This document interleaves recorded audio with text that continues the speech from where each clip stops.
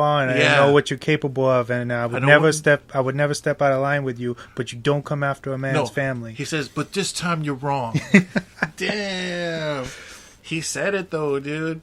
He said it. Like, he stood up like that. To me, when I first saw that scene too, I specifically remember saying, dang, dude, like, De Niro kind of got punked, but at the same time, he's a dad, you know, like De Niro's a dad in this movie. That's what I'm saying. Like, well, in my intro, I thought it was really interesting that he chose the role that he wasn't known for. Yeah, where he doesn't. He's not the tough guy. Yeah, Lorenzo knows that he's helpless in this situation, mm-hmm.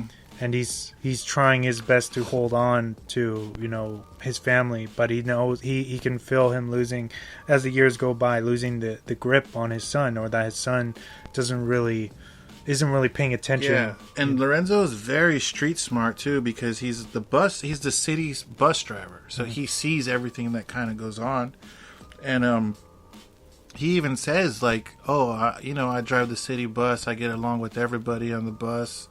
So I feel like he's very smart in that aspect to know, like,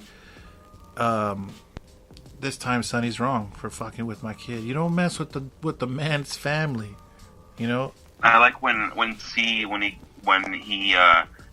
Lorenzo slaps him, you know, for basically arguing with him and stuff, and he's outside of the bar, and he's like, what are you doing, Dad? You know, you and Sonny come from the same place. Everyone loves you here in the Bronx. He's like, no.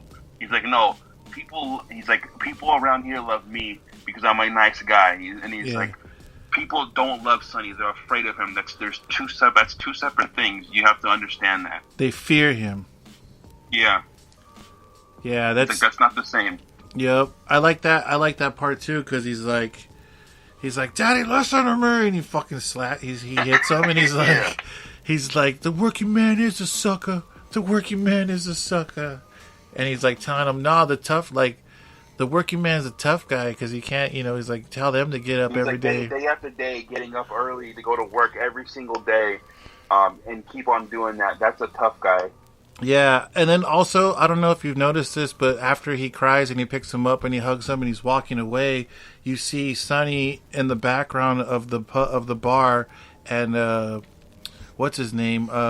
Jimmy Whispers asks him, like, hey, you want me to take care of him? He's like, no, leave him alone. He's like, nah, leave him alone. Because he knows, like, I think Sonny knows that he fucked up, and this is like his, like, okay, he knows he overstepped. Yeah, you know?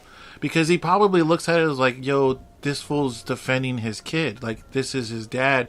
And if he loves him enough to come over here and risk his fucking life, he's like, get out of here before I give you a slap. You know? So he knows like he can potentially get killed. Like, no doubt. Yeah. Especially because there was like 3 or 4 fools behind him that were kind of like, you know, Sonny told him, like, nah, it's cool. Like, they would have clipped him without a fucking second thought. Yeah. So, also, I like that part where he's like, you know, he want to throw his baseball cards away. He's like, yeah, he said he doesn't care about Mickey Mantle. He's like, he said that? He's like... Oh, yeah, he says, like, something like... He's not going to pay the bills. Yeah. He's like, he said that? I can't believe this kid. Yeah, and then, like, Jimmy Whispers all, oh, that's dope. Like, kind of like, he's, like, endorsing the fact that, yo... He's raising his kid, like he's raising this kid to be like. He's like, does Mickey Mantle pay your pop's bills? No, he doesn't. Mickey Mantle doesn't care about you. He don't care about anything. What the fuck? And then see later on, he's like, I never cared about the Yankees the same after that day. Yep. So it kind of shows you how much of an impact Sonny had on C, because if he's over here throwing away his baseball cards and that was something that him and his dad Lorenzo cherished, because they would go watch him at fucking the Yankee Stadium. He would get him baseball tickets, and that was another thing too. I kind of related when I used to play baseball. I would love to watch other baseball movies or anything that had baseball in it. Like what was that fucking, like, Sandlot? What's that one with the Charlie Sheen in it? Major League? Major fucking League, dude. A League of Their Own? Wow. A League of Their Own, dude. I was just watching the League of Their Own, dude. We should do that one. That's a good one. Jimmy Dugan, Tom Hanks. what's her name? Gina Davis, Madonna. Did you see I posted Madonna the other day? No. No? Oh man. Anyway, she was dressed up as a Rockford Peach. League of Their Own, bro. Totally off subject, but yeah, that was another appeal that I had. Was it had a little bit of that baseball element, but more so the music. I really loved the music and the all the doo-wops. Oh yeah. The kind of the whole rebel greaser thing, 50s, where you seen, the guys hanging out there with their pompadour, their white shirts, blue jeans, and the chucks, and the girls with the fucking pencil skirts, flapper girl base, or not flapper girl, fucking the pink ladies like from Grease and shit. That was something that was really big in the music scene when I was like a teenager, like greasers and housers and rebels and shit. So this movie was kind of like, oh, if you're like a cool kid, you would know about this type of movie, So those mob movies were super big in the 90s. And for someone that was just a teenager, I fucking ate that shit up. So to answer your question, yes. That was the opening of why I chose this movie. I don't know why I chose it now. It's just one of the movies that I wanted to do with you guys. There was no specific reason. Just a classic that I love. I actually have it on DVD as well. One of the few. Very nice. Cool. Nice. Do you remember watching it for your first time, Wes? I do. I think I saw this for the first time on TV. And I was like... Edit? Yeah, it was probably edited. But I was just like, fell in love with it because I... like for whatever reason, I don't know if it was they didn't have enough marketing, but I didn't know that this movie was made for a while. You know what I mean? Like, yeah. I knew about Scorsese. I knew about all these... It's a sleeper film for sure. Yeah, and then so I came across it on TV. I remember being super young and watching it, and at that time I didn't know Robert De Niro had directed it either. Yeah. And I was like, whoa, like why do I have I never heard of this before? Yeah. You know what I mean? It's like almost like an awakening, like when you see something for the first, like SLC Punk or one of those milestone films in your life where you're just like, this is like The Science of Sleep did that for me. or like Eternal Sunshine, like Eternal Sunshine, like these movies that are just like you're gonna remember it forever. Can't hardly wait because I was a teenager. But yeah, I definitely remember seeing it, and that made me go back and kind of watch like similar movies too, like this. But this one is definitely because of Chaz, like his performance is so incredible that this one stands out to me, and it's one of my probably top 10 films of all time. Yeah, it's up there for sure, especially because it's underrated. And what about you, James? Like, when was the first time you've seen it? To be honest, I can't remember the first time watching this. I know I was young. This is I'd probably say like my third or fourth time seeing this in my lifetime. But I wouldn't be able to tell you when I watched it. But rewatching it now as an adult, definitely, you understand more of what's going on in the film because, as a child, some of those things kind of go over your head, or you don't understand the real conflict, or what's going on between the two. Like how the Italians and the blacks on the other side of the town, how they kind of hate each other. Yep.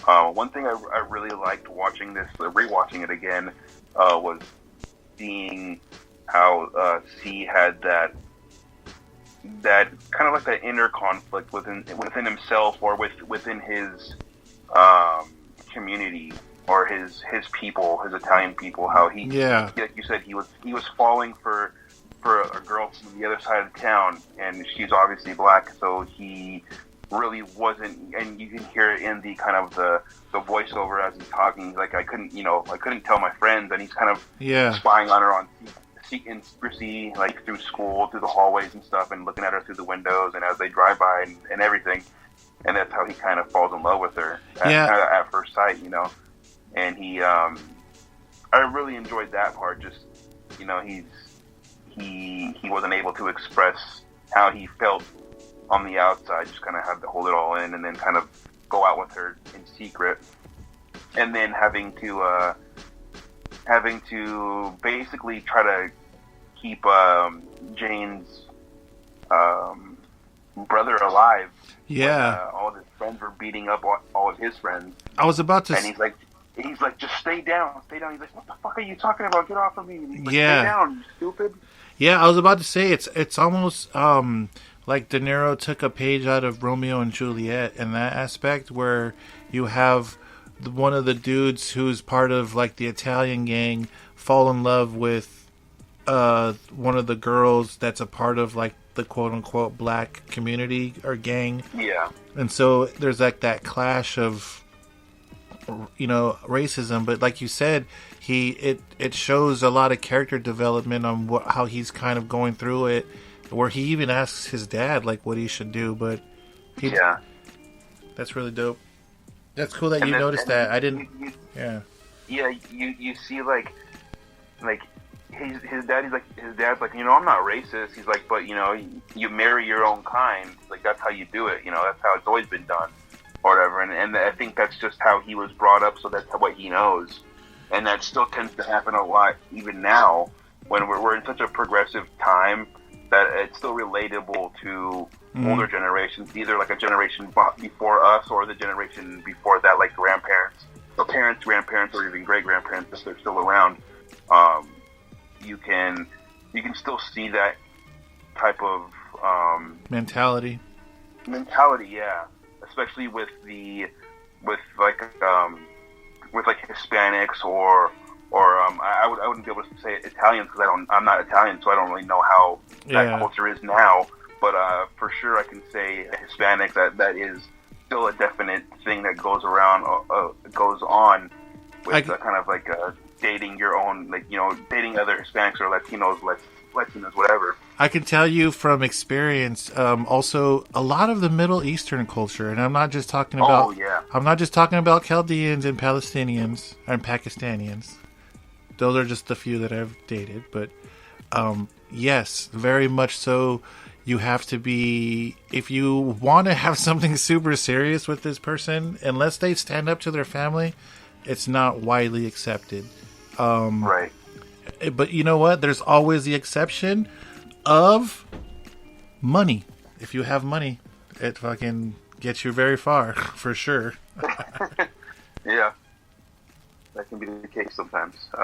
They're not racist towards green. I'll tell you that. No. But anyways, yeah. But I enjoyed this movie, watching it again. It's been a while since I've seen it. But it was pretty cool for you to pick this one last week.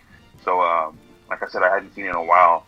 And then just the whole father aspect, how you guys were talking about with Lorenzo, and see how he could kind of see that his up until that point to where he sees. So where C starts kind of exploring and kind of being nosy and going to sneak over to the bar and stuff.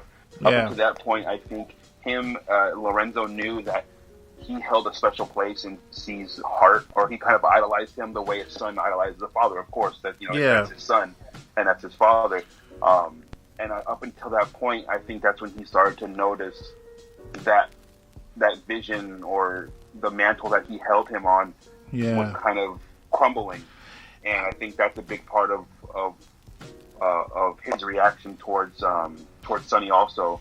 Yeah. Kind of, this guy's trying to replace me or trying to act like a dad to my son, and that's where he feels like Sonny overstepped, and that's where he, of course, any father or parent's going to do that because that's your child. You don't tell their kid how to act or how to what to think. But then you also get Lorenzo kind of not